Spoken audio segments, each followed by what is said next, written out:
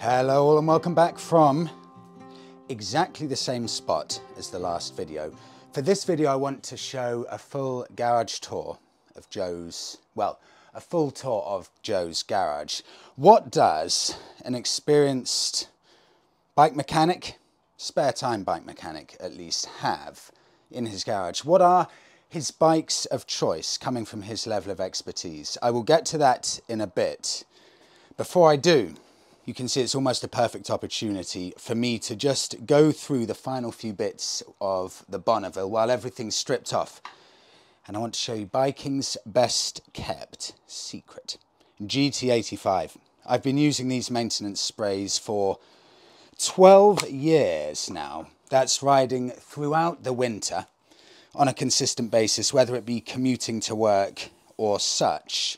And these sprays have made sure that I have never, and I mean it, I've never had a motorcycle that has had any more rust on it when I finished with it than when I first bought it. And that's coming from me, who is not famous for his bike maintenance, but honestly, this is one thing I do pride myself in.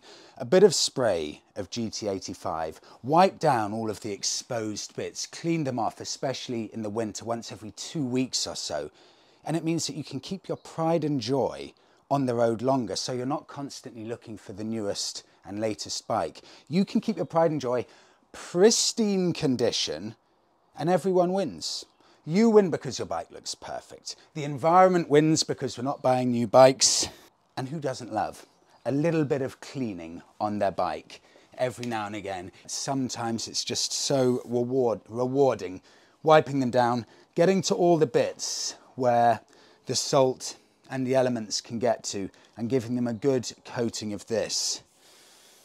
And it is probably the only thing that is essential for my maintenance on a motorbike. So if you are looking for it to keep your pride and joy on the road for as long as possible, I highly, highly recommend GT85. And I think, funnily enough, this video will come out close to Valentine's Day, if not Valentine's Day. So why not give your motorcycle the best possible Valentine's Day present? So I just tripped over that exhaust. I will squeeze round here to reintroduce Joe in his workshop. Yes, who you may know. And then I'm going to take the camera. I want to film Joe because, well, I can see lots of different hobbies and stuff dotted around here. This is a lot of people's idea of a dream workshop. This looks really special. I'm going to flip the camera. We've got a Triumph and a Harley Davidson out the front. The Triumph is especially interesting because it's my Triumph, but heavily modified. I've said enough. I'll flip the camera. So can we start off, in fact, I'll take this off the tripod, start off with this orange bike. Tell me the story of this. So this bike is a replica of a bike my dad built in 1977, got it on the road in 78, and I built this with the funding for wedding transport for my wedding. So yeah, built it. Let me get this straight, the funding for wedding transport, so instead of hiring a Rolls Royce, for example, yeah, I built a motorbike. You decided to build a motorbike? And Emily said, okay, so. Did you ride to the wedding on this bike? I rode to the wedding on this bike, and my dad rode to the wedding on a bike very similar to this, together. So you can never get rid of this? No, never, never, never. Walk us through it. How standard is this? What's the exact story behind it? So this is a 1970 Triumph registered oil-in frame. Triumph and BSA were building basically the same bike at this time. It was the last thing they produced. So it's, in original guise, would have been a 250 Triumph. It is now a 441cc BSA Victor engine that has got a lightened and balanced crank, CCM Comrod, a JE forged piston, a hot motocross cam. It's about 11:27:1 compression ratio, and it's an absolute animal. What percentage of this bike is what brand? What percentage is CCM? What percentage is BSA? So the BSA element is probably 70%, for the cycle parts, you know, the wheels, frame, tank, side panels, seat. It's a Bonneville headlight. It's T120 export handlebars, which you know very well. Oh, now. the same as these? Exactly the same. Okay, Joe, that leads me on to this. Let me just show you that. I felt these earlier. They're on my Bonneville. It feels so good, doesn't it? Yeah. The difference, World Joe, difference. Between the standard Bonneville ones and these? For something that seems so subtle when you look at it. Oh, it's transformative. So, one thing I want you to do on this bike, Uh-huh. I will set it up. It's not a runner at the moment. This is non-runner currently. Yeah, but let me get it to the compression stroke. There you go. You can feel what kind of compression's on that. See if you can convey that in the video. This one? Yeah. So see if you can kick that over. What? Wait. Wait, this is ridiculous. One sec. It's not quite seized. close to a movable object. It's not seized. Wow. Is that normal? Yeah. So you would have to do that with that amount of pressure every time you want to start Yeah, the so bike. you ease it just over the stroke and then kick it through and get your leg out of the way before it tries to break your leg. If you're putting your foot down there and you don't realise it's not completely seized, you'll be forgiven for thinking that's seized, because the pressure you need to put on that to get it going is Ludicrous. ludicrous. Joe, what's this? What's this on the seat? So this is the magazine article of my dad. That's your dad? That is my dad. And this is the bike that he built in 1978. There you go. Wow. Is that your dad? That's the phrase. How to rupture yourself in one easy lesson. The very first time my dad kick-started So, this sorry, bike, this is your dad's that's the one he exact actually... bike. Yeah. And that's a picture of your dad. And this is what you've done. Let me see if I can zoom out as much as possible, because your idea was to make this bike as close as this bike. Oh, that's brilliant. Okay, I'm soaking that in. The frame colour, the tank, the wheels, everything.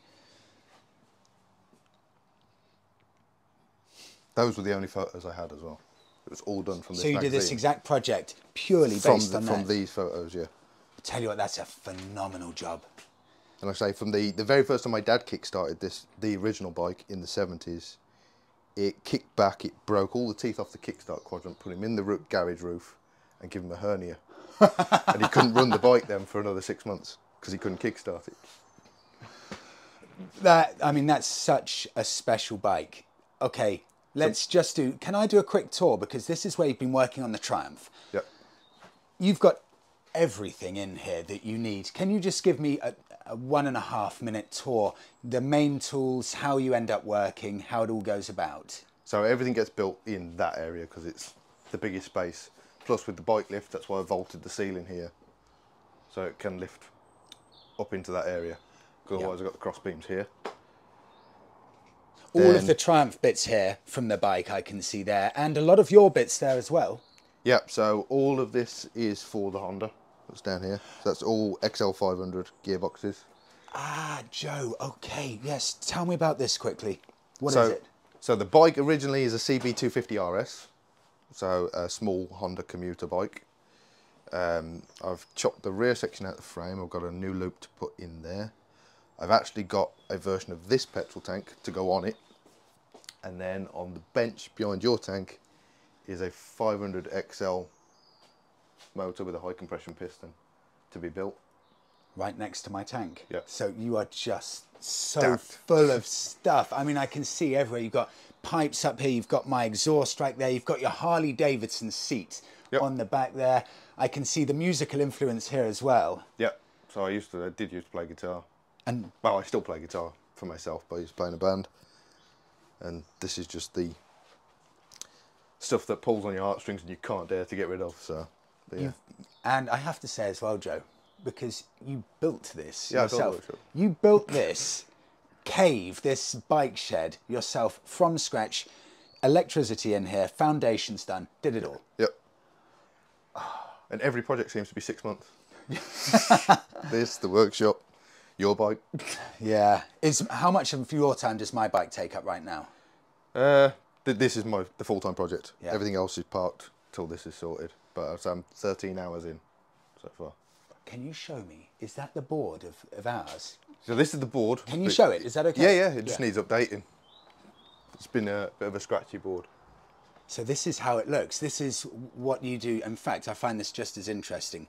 Harley, van, and then my stuff. So you love a project. Yeah. So you can see here I was monitoring your battery voltage over the course of 3 days. And Joe, this is, you're like a glutton for punishment here. Van, furniture, hardware, wire in, paint, furniture. Yep. So you're doing a van build, you've got your Harley Davidson that I'm sure always requires a bit of stuff, and The Honda. The Honda at the bottom. Should we go and have a look at the two outside? Yeah, I think so. Go on, Joe, what did you have to do? But you can't see me because there's a wall here, isn't there?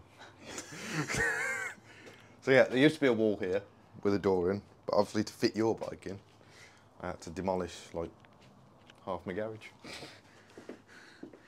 Hence, yep, the gap right there. And that's all because of the Bonneville. Yeah, just to make space. The amount of stuff you have done to actually being able to accommodate the Bonneville is incredible. So this now is home to... The Harley and the Triumph. Brilliant. Joe, well, these are two more of your bikes. Walk us through them. It sounds ridiculous when you say that. Your whole house is taken up with motorbikes, yeah. Isn't it? The whole thing. The garage, you've built the outbuilding, everything. But the thing that fascinates me most, you love the mechanical side. You're a very, very good engineer. But you haven't gone for the kind of bikes that I specifically thought you would. The obvious thing is, buy a reliable Honda, for example. This is a more eclectic mix than I thought, with the Harley especially. Walk us through it. It's simplicity, isn't it? In its simplest form, it's just engine, carburetor. It's old world. Well, I've had this bike since 2012, so 11, 12 years. 12 years, yeah. How many miles did you buy it on? 8,000. 8,000. It's got now 17,500. So it hasn't been around the world. 800cc? Yeah, 883. 883. Yeah. And what have you done to it? Oh my God. So it started with, it had straight drag bars on it. Yeah. And over the tank clock. And like a really slim low profile seat and the high shocks. So since I've had it, it's gone to 883R seat. They're later 883 iron shock absorbers. The Vance & Hines, which you can't see at the minute, but you can show that. 10-inch lift apes. The stance on the lift apes is insanely aggressive. We were just discussing this. You can either have them pulled back and relaxed, or uncomfortable pulled forward. Or really forward. Yeah, and what level is this? It's really forward. Yeah. These look so good. How do you feel about the new Sportster owning an older Sportster? Are you happy with the direction they went? Yeah. No, yeah. It just doesn't sit. It's not the same bike. It's not the same character. Yeah. It just doesn't do it for me. It's lost that rawness. I mean, to be fair, I compared this. My uncle had the rubber-mounted engine in the later, so like 2006 onwards, and even the difference between those two bikes is worlds apart. But in a better way, they evolved. Yes, for comfort, but this is raw motorcycle. This is kind of, Yeah. You feel everything on this. Yeah, because it's what year? 2002. You're 22 years old now. It's incredible, actually. Can you start it up? I can give it a go.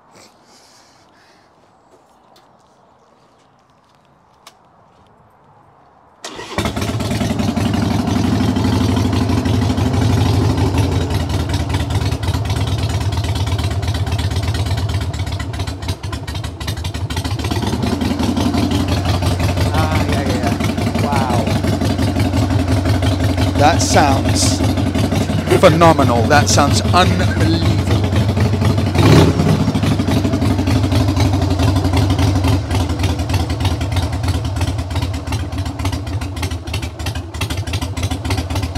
Oh, it's just so nice burbling away, isn't it? You feel that?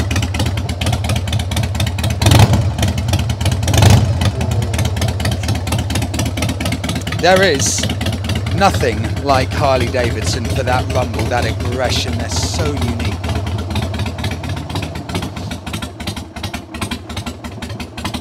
And then it just settles down. And that standard tick over like that. Oh, it's amazing. I don't know if you heard anything I was saying then. They're so unique. That can only be Sportster, can't it, with that character? We'll never see anything like that again, will we? No. Probably from anything made. Certainly not from Harley Davidson. The closest thing is that SRM, the licensed. Yeah, of course, But that's the only thing left in it. Yeah, and there will never be, apart from people who decide to do it, there'll never be anything like that again. That's so, it's off the scale character, that. I mean, that's enough to set off car alarms. Yeah, I mean, I go in waves, falling in and out of love with this bike. Like, I'll ride it religiously for 6 months of a year, park it up over winter, the next year don't even ride it. It's been off the road for 2 years every now and then. No, has it really? And just parked up like I had a Triumph Bobber for a year, and this was just in the corner. I saw this. Okay, before I forget, why would you buy a Triumph Bobber while you've got a Harley and then decide to sell the Triumph Bobber but keep the Sportster? Why would you do that? Because of two up, Emily couldn't come out on the Bobber. As simple as that. Was the main thing, and the Speedmaster didn't have the same feel that the Bobber has. So yeah, this is closer. Yeah, yeah. And can you push that out of the way? I can. We get to this one? Yeah. Because I've been trying to figure out what you've done to this, Joe. Looking at it. While Joe just pushes that out of the way, this really is in essence, in fact not in essence, this is my motorbike. It's even got the same, or it had the same clocks. Everything about it was the same, yet now it's a Scrambler. Not any Scrambler. Joe, I'm fascinated. This one we need something in depth here. I'll get rid of that. Sorry, there's a cat crying at the door that Joe's just had to let in. Interestingly, it's not our cat, it's the neighbour's. And in the house it goes. Joe, this is one of the most eye-opening looking Triumphs from my generation I've seen, because you almost can't figure out what it is. Go for it, walk us through it. Well, I'll send you a photo of as it was. I'll put it here. Because yeah, this started out life identical to your Bonneville. I think now, 3 years ago. 4 years ago actually. So I bought this in the middle of lockdown, had it delivered here, and then set to chopping it about. So I got start from the front, it's easier, isn't it? So this is 2014 Tiger 800 XE. So you must have decided right at the beginning, right, this is becoming a Scrambler. Yep. Yeah, okay. I bought the front end before the bike. Because you knew what you wanted to do. Yep. Triumph Tiger front end. So it's Tiger 800 front end, that's complete. So the handlebars, the controls, the wheel, everything there apart from the mudguard. The handlebars? Yep, so these are all Tiger. I think it even says it, yeah. Oh, Tiger XE. Mudguard. So the mudguard is a Villiers. Is it? Yeah, Villiers, 1957, Villiers front mudguard. And then I made the braces for that. Genuine 1950s. Yeah. It's a 900 Scrambler 865 air-cooled headlight. And then there's CNC brackets to mount that. Front, forks, so wheel, and even handlebar straight from a Tiger. Tiger 800, yeah. You just took the whole lot from a Tiger 800 off eBay or something. Off eBay. And said, I'll take the whole lot. Yeah, dirt cheap. £200. For everything. The entire front end. How difficult is it to take a bike that's completely different to this in almost every way and manage to actually fit it onto a bike that should never have something like this fit on? So it wasn't actually that bad. It depends on the critical measurement. So the distance of the frame here is different to the Tiger, but not massively. And as long as the platforms on the forks work out, then you just get the bearings that suit. Speedo. Speedo. You've got rid of actually what I personally think is quite an ugly Speedo on them, and tiny little. So it's a tiny Daytona Speedo. Daytona. Yeah. And then, yeah, so we've got the Tech 2 into 1 on the side here. Like I say, it's got a 4-inch extension in the swing arm. So that's 2 swing arms grafted together. You bought 2 swing arms and you welded them? Cut it in half and used the tail section off one of them. To make it longer, in To make it longer, yeah. How much longer? 4 inches. It's 4 inches longer. 4 inches long, yeah. And this is 4 inches shorter? Yeah. So you've shortened this bit here by that much, and this bottom bit by that much? Yep.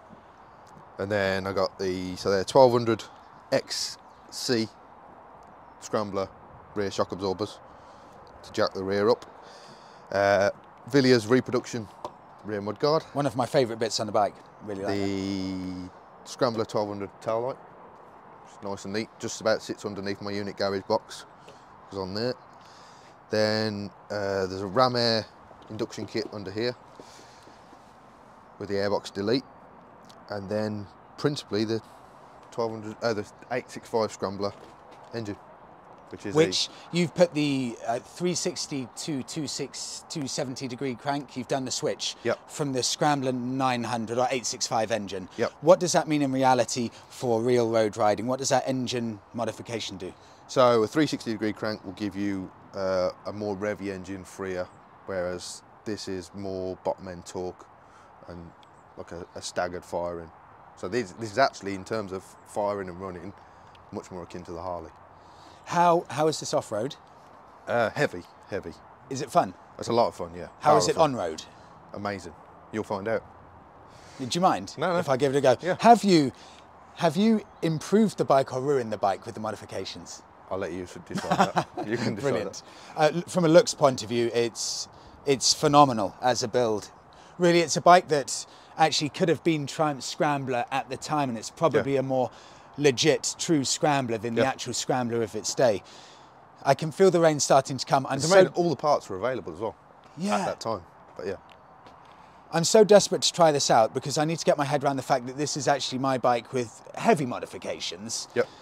But modded. Okay. Do you want to hear it? Yes I do, because this is the Tech exhaust, only difference being this isn't rattly. No, I repacked this as well.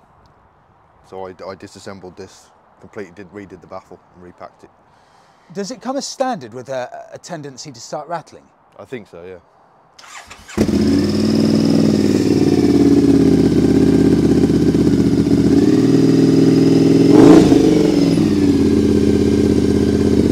That sounds really good as well, doesn't it? Really good.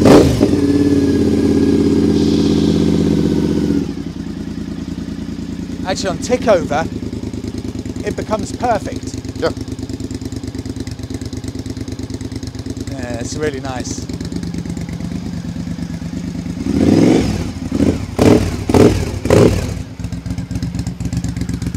Wow, this sounds just as mean as this actually once you get it going, doesn't it?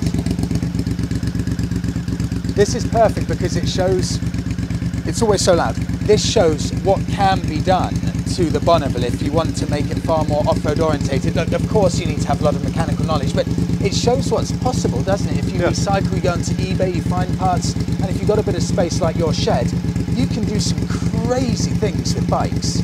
Yeah, I mean, all told, buying the bike and getting it done, this was a £4,200 build. Is that not including the cost of the bike? Yeah. Including the cost of the bike? Yeah. Can you say how much the bike was? The bike was £2,250. Which is a bargain. Yeah. Actually, so that was cheap, so you're probably in the £1,000 region. With how many miles? 4? So that's a reset, so there's 4,000 there, plus it had 8,000 on it, it's 12,000 So 12,000 mile bike, £2,200. Yep. And you spent about £2,000 on modded parts. Yep. So £4,000. Yep. Ish. And that included the back wheel had to be completely rebuilt to make it fit this, change the offset, but yeah. And you got all that for the price of actually what is usually a normal Bonneville. Yeah. Okay, I need to try it. Let's do it.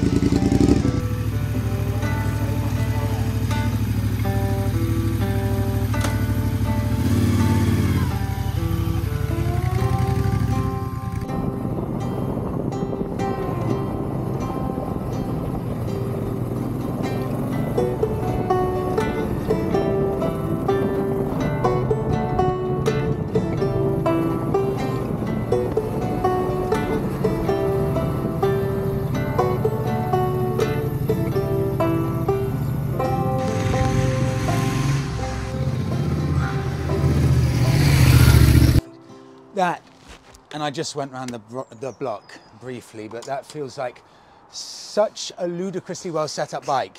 If this were for sale now in a Triumph dealer, I would be freaking out, because it's got that perfect balance. It's not too ludicrously big and intimidating, but it's got that old school feel. But with this suspension set up like this, I don't know what it's like off-road, but on-road, it feels so tight and poised.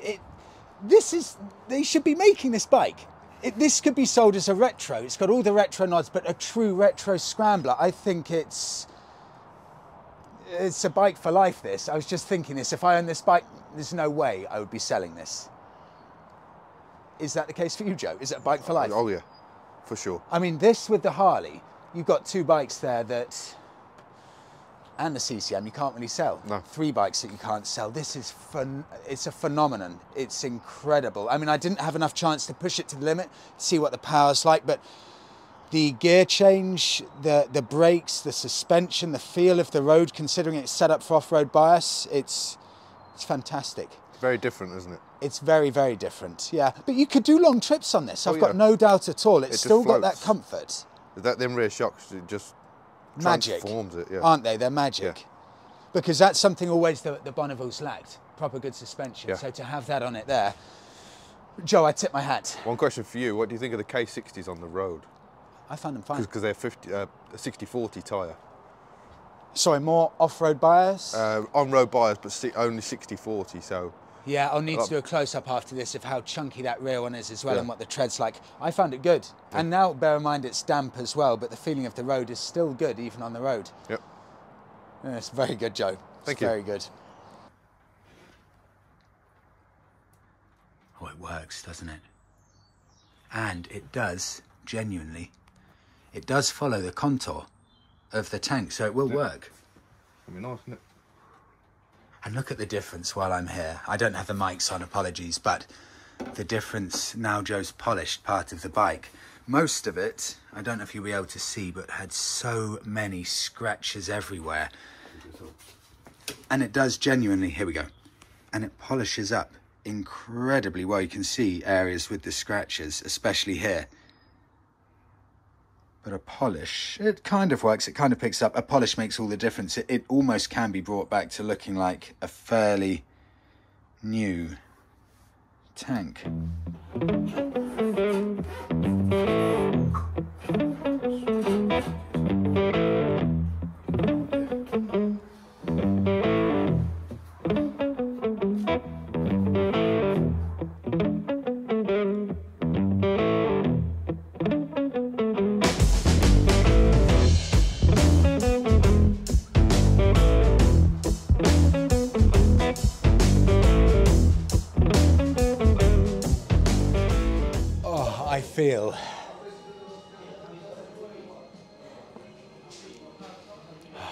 I feel emotionally shattered because that was such an exciting day. It was like an overdose for the senses. The excitement of seeing the Bonneville and always seeing Joe is great because he's just a top guy. And Emily, his wife, cooked for us, made us lunch, equally as nice as Joe. It was such a brilliant day. Seeing the Bonneville initially, it's a shock because it's in pieces. But then when Joe put on the bars, the Sweatback USA bars, changing the stance of the bike. And then he put the tank on after that, and then he held up the headlamp. And you really start to see the dream, you see the vision of the bike, and it all starts to make sense. And when I took out Joe's Scrambler, I thought to myself, anyone who can do this job, anyone who can make a reality their vision in real life and do this to a bike and make a bike of that quality is someone that you have to have complete trust in. These people, Joe and also his wife Emily, they are built differently. For example, they want to build an extension on the back of their house. And I said to them, okay, I guess you'll be getting some quotes from the builders. I said, no, we'll do this ourselves. So I laughed and I looked at Joe like, what are you talking about? Do an extension yourself. And I looked at Emily for some reassurance, like, what's it? This is crazy. And Emily just nodded away, yes, we'll do it ourselves. Why not? You've got YouTube videos to learn how to do stuff. And then I found out Joe has an MG V8 and the engine's just seized. And I said to Joe, you'll have to get a mechanic probably to do a full restoration. He said, no, I'll do that myself as well. No, things get done myself. Failure isn't an option for these two. When they set a goal to do something or fix something, they will do it themselves, regardless of how long it takes. They'll figure out how to themselves, and they will do a proper job themselves. It's a very, very different way of thinking. I'm completely the other end of the spectrum. I'm so pathetic. I do almost nothing myself. But these two seem to relish the challenge. Any challenge must be done by them. I've got a 3-hour ride home. Again, I started the day with a coffee to perk me up, and I will end the day with a coffee to perk me up. Thank you so much, everyone, for watching today's video. I hope you all have a brilliant week. I will, of course, keep you posted, and, of course, check out Joe's channel, because he goes into the technical stuff that just goes so far above my head, it's not even worth me mentioning. So thank you so much all. As always, have a brilliant week. And I'll speak to you all in the next one.